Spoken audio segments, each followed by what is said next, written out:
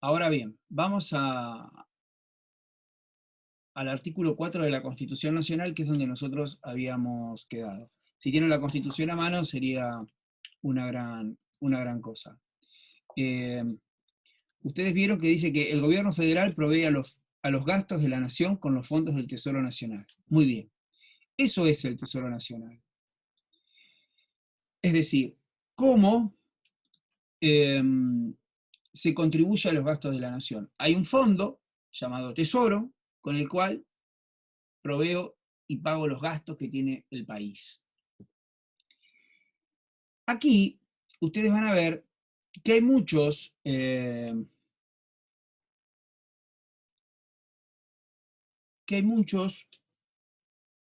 lugares de donde sacar dinero. Pero algunos han quedado ya en desuso, como por ejemplo el correo, como por ejemplo de la venta de locación de tierras de propiedad nacional. Eso fue en una época. Hoy ya no. Entonces nosotros vamos a dar solamente los que siguen vigentes y los que contribuyen al gasto del Tesoro. En principio, los derechos, ahí dice derechos de importación y exportación de las aduanas. Es decir, todo lo que ingrese por comercio exterior. Ustedes saben que lo que se exporta y lo que importa y lo que se importa paga un impuesto, paga un arancel, paga una contribución. En algunos casos se llaman retenciones. Ese gasto, perdón, esos impuestos forman parte del Tesoro Nacional. Entonces, los impuestos que se cobran por vender al exterior y por lo que se compra en el exterior, exportación e importación, paga impuestos. Y esos impuestos van al Tesoro Nacional. Y ese Tesoro Nacional sufraga los gastos de la nación y de las provincias porque luego se va a coparticipar. ¿Bien?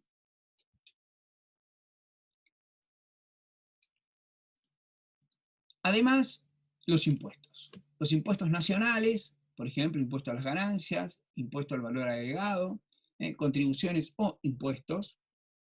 Dice allí, de más contribuciones que equitativa y proporcionalmente a la población imponga el Congreso General, es decir, el Congreso de la Nación. Bueno, esos impuestos también van al Tesoro y con ello pagamos todo lo que se gasta.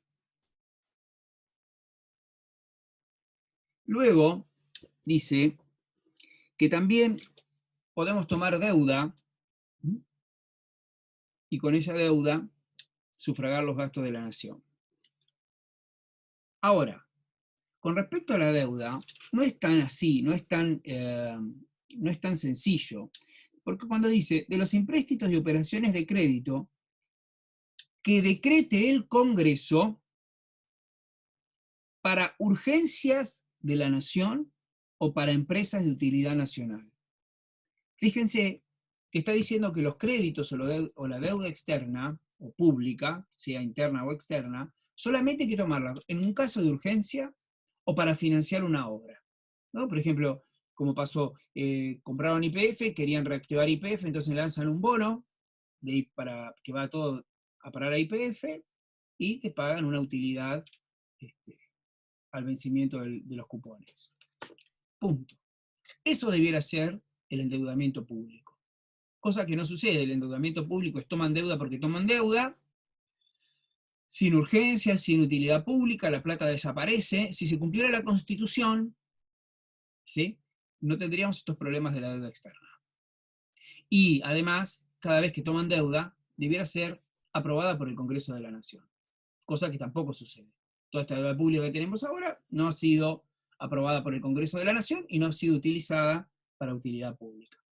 La Constitución no se cumplió. Bien, entonces, los gastos de la nación se sufragan con el Tesoro Nacional. El Tesoro Nacional se compone de los impuestos que cobramos al comercio exterior, los impuestos nacionales y la deuda pública que se tome en casos de emergencia o utilidad nacional.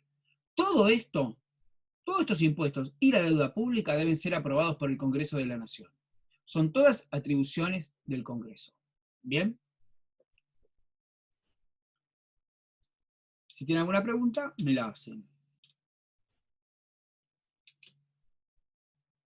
Ahora vamos a ir a uno de los puntos claves del federalismo, y es la autonomía de las provincias. Ustedes saben, estamos en un sistema federal. Hablando de eso, les puse un artículo sobre federación, confederación y unitarismo, que son dos carillas que escribí para que ustedes tengan en claro qué es cada cosa. Pero en una federación, el Estado Nacional es soberano y las provincias son autónomas. Autonomía es autónomos, auto propio, nomos, ley. Pueden dictar su propia norma, en este caso su propia constitución. Y dice el artículo, cada provincia confederada dictará para sí una constitución. ¿Sí? Una constitución bajo el sistema representativo republicano. Por supuesto que estas constituciones, como es un sistema federal y la nación está por encima de todo, deben estar subordinadas a la Constitución Nacional.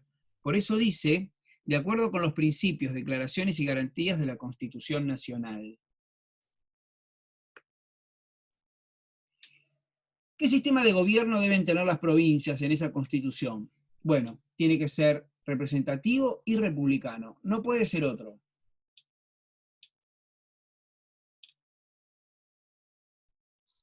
Acá me dicen, la emisión de dinero no entraña como... Sí, sí, es un medio de financiación. Exacto, es un medio de financiación. Y ese medio de financiación pues, es lo que genera el déficit cuasi fiscal. Sí. Pero no es uno de los previstos en la Constitución. Por eso genera déficit. Pero ya entraríamos en economía y se complica la cuestión. Y estoy de acuerdo con lo que vos decís. Me preguntan acá, entonces, si la emisión de dinero no entraña o no entra como medio para el financiamiento. Sí, no es un medio constitucional. Nosotros estamos estudiando la Constitución. Es cierto que hay otros medios. Sí, hay otros. Bien, entonces, volviendo a la autonomía de las provincias, dictan su propia constitución, de acuerdo a las declaraciones y principios y derechos de la Constitución Nacional. Tienen que tener como forma de gobierno un sistema representativo y republicano. Y le dice la Constitución que deben garantizar tres cuestiones: la administración de justicia, el régimen municipal y la educación primaria gratuita. Bien, entonces le dice, miren, ustedes además tienen que brindar la administración de justicia, es decir, tienen que tener los tribunales para la justicia común, tienen que garantizar el sistema de gobierno o la organización de gobierno estatal para las localidades, régimen municipal, y por otro lado, la educación primaria es de las provincias. Al principio, la Constitución de 1853 decía que debía ser gratuita. Esto se va a sacar en 1860. Por eso está allí entre corchetes. Y además dice que estas constituciones, antes de regir, serán revisadas por el Congreso de la Nación. ¿Sí? Por eso estas constituciones, cuando se sancionen, deben ser aprobadas por el Congreso. Eso hacía que algunos consideraran que, bueno, que no era tan federal la cuestión, porque si el gobierno nacional tenía a través del Congreso que aprobarlas, disminuía en cierta forma la autonomía de las provincias. Esto después fue reformado en 1860, ¿no? Después lo vamos a ver. Y dice, bajo estas condiciones, el gobierno federal garante a cada provincia el goce y ejercicio de sus instituciones. ¿Qué quiere decir? Que si las provincias no cumplen con estas cuestiones, pueden ser intervenidas.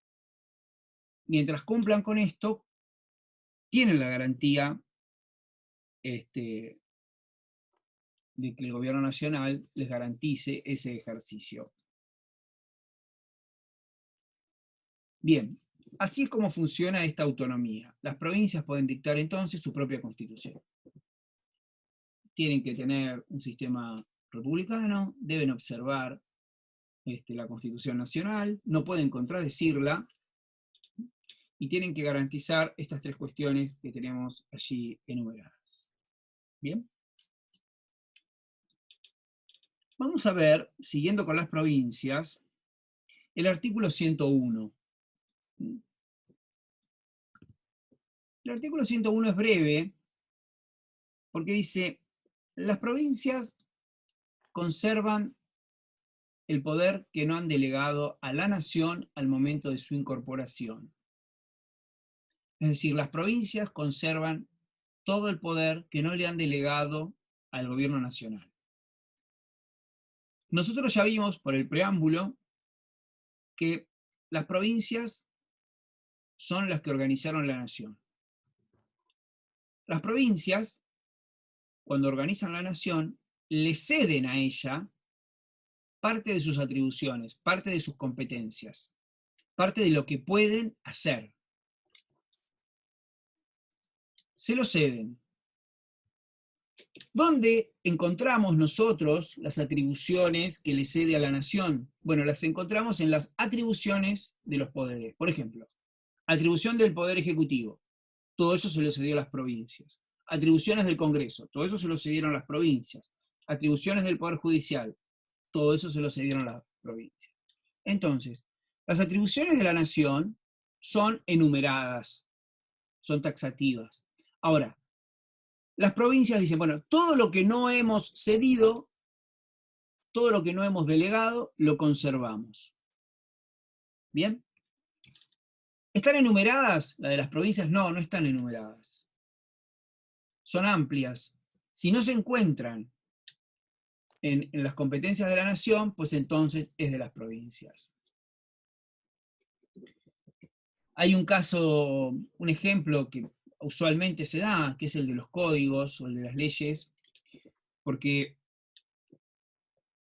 el artículo 63 en la Constitución del 53 establece los poderes del Congreso de la Nación. Y allí dice que el Congreso va a dictar el Código Civil, el Código de Comercio, Penal, etc. ¿Qué quiere decir?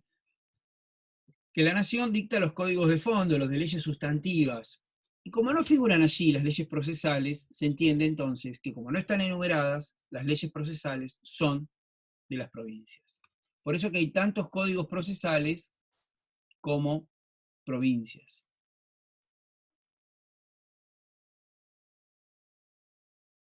Me preguntan aquí, ¿esas atribuciones cambian en las diferentes provincias? No, no, porque acá es nación o provincia, ¿sí? Porque como las atribuciones que han cedido son a la nación, y son esas y nada más, todo lo que queda, les queda a todas por igual. No es que una tiene más derechos que otras, ¿sí? Aunque va a haber una excepción, pero esa excepción es en 1860. Vamos a ver, por ahora son todas iguales. Cuando lleguemos a 1860, no. Va a haber un cambio. Y lo vamos a ver porque es una cuestión histórica y la vamos a ver en 1860. Por lo pronto, no. ¿Ok, Emanuel? Si hay alguna otra pregunta, me la hacen. ¿Bien?